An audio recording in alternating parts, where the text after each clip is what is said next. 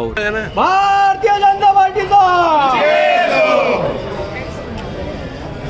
आणि बऱ्याच ठिकाणी विरोधक नसल्यामुळे जे काही मित्र पक्षातले काही लोक असतील आमच्यातले किंवा आमचेच काही कार्यकर्ते असणे फॉर्म भरले होते आणि एक समन्वयाने आम्ही त्यांना विनंती केली आणि त्यांनी माघार घेतलेली। त्याच्यामुळे 6 उमेदवार आमचे आणि मला वाटतं सेनेचे सुद्धा 6 उमेदवार आलेले।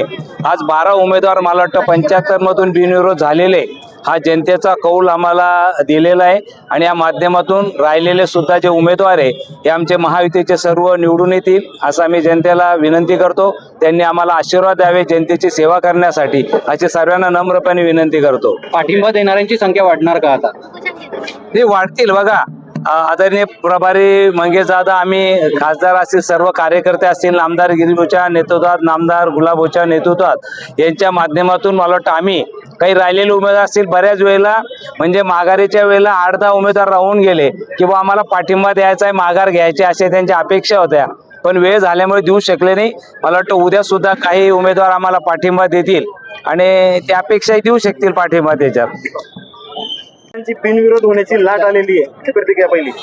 खरं भारतामध्ये भारताचे लाडके पंतप्रधान आदरणीय मोदी साहेब, राज्यामध्ये मुख्यमंत्री नामदार देवेंद्र भाऊ, आमच्या जिल्ह्याचे नेते नामदार गिरीश भाऊ, नामदार गुलाबराव पाटील, नामदार अनिल दादा व सर्व आमदार खासदार, इथले प्रभारी आदरणीय मंगेश दादा, खासदार स्मिताताई व सर्व कार्यकर्त्याच्या माध्यमातून जे नेतृत्व असतं विकासाचं ते जनतेने मान्य केलेलं आहे।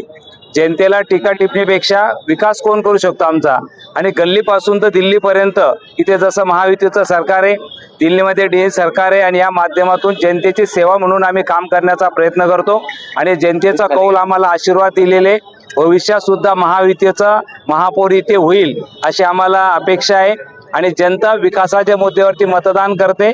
आज आम्ही भारतीय जनता पार्टी म्हणून किंवा महायुती म्हणून मला वाटतं कोणावरती टीका टिप्पणी न करता विकासाच्या मुद्द्यावरती जनतेसमोर जाणार आहोत आणि भविष्यात आम्ही 2014 पासून केंद्रात राज्यात सरकार आल्यानंतर आम्ही काय करू शकलो याचं आम्ही जनतेपर्यंत मांडणार आणि भविष्यात काय करणार हे सुद्धा जनतेला सांगणार आणि याच्या माध्यमातून मला वाटतं जनता आम्हाला आशीर्वाद देईल अशी आम्हाला अपेक्षा आहे।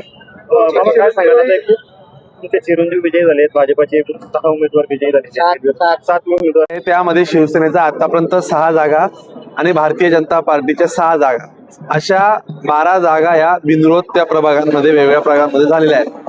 खरं तर गिरीश भाऊंच्या नेतृत्वाखाली भारतीय जनता पार्टी, गुलाब भाऊंच्या नेतृत्वाखाली शिवसेना, अनिलदादा गुलाबरावजी देवकर यांच्या साहेब यांच्या नेतृत्वाखाली, आणि मला असं वाटतं की राजू मामांचा सातत्याने संपर्क शहरातला, त्यांच्यावरचा सगळ्या खासदार असतील सगळ्यांवरचा हा विश्वास, काम करणाऱ्या माणसांना लोकांनी बिनविरोध केलं, एक चांगलं उदाहरण हे झालं असं मला वाटतं। दादा, आपला प्रभारी म्हणून आपल्याकडे जबाबदारी दिलेली होती, पहिल्या त्याच्यात 6 मारलेला आहे। बघा, प्रभारी म्हणजे आमच्याकडे भारतीय जनता पार्टीची ही प्रक्रिया आहे। प्रभारी म्हणजे काही फार मोठा माणूस नसतो, त्याला फार काही काम नसतं। राजू मामांना ज्या अडचणी सांगता येत नाही त्यांनी त्या माझ्या नावाने सांगायच्या आणि मला काही करायचं असेल तर मी राजू मामाने सांगायचं, अशी ती प्रक्रियेचा एक भाग आहे।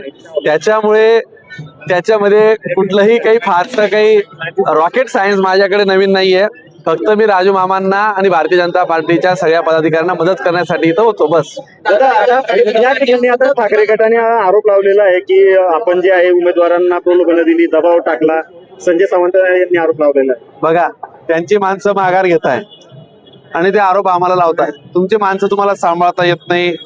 पहिला मुद्दा म्हणजे राजू मामांनी तसं सांगितलं की साधारणतः 600-700 लोक इथं उमेदवारी मागत होते, त्यांच्याकडे उमेदवार तयार नव्हते, जो आला त्याला त्यांनी EB फॉर्म राष्ट्रवादीने पण दिलेत, दोन्ही पक्षांनी जो आला त्याला ते उमेदवार द्यायला तयार होते।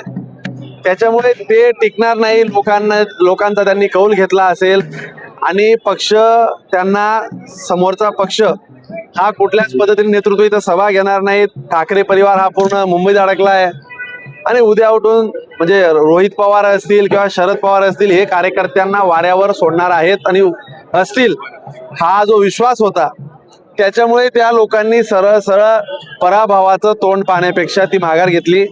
मी या पलीकडे तुम्हाला सांगतो, आता या ऑफिशियल 12 जागा बिनविरोध झाल्या आहेत, अजून 20 उमेदवार हे पाठिंबा देण्याच्या तयारीत आहेत। त्याच्यामुळे समोरचेच पक्षाचे, आमच्या पक्षाचे काय देणार आहे?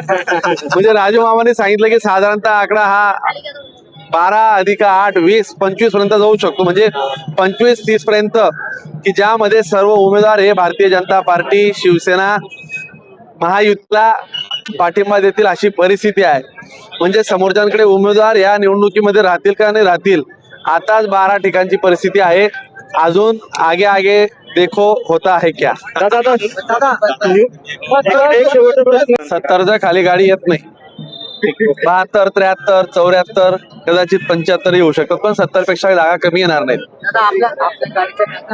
नाही, गाड्या काही फोडल्या असं काहीच झालेलं नाही, काही बी नका सांगू. त्याचा तो आमचाच कार्यकर्ता आहे, घरातलाच पोरगा आहे, की दादा तुम्ही आमचं ऐकून घेत नाही, इथे गर्दी होती म्हणून तो बोलला. काही उगीच काहीतरी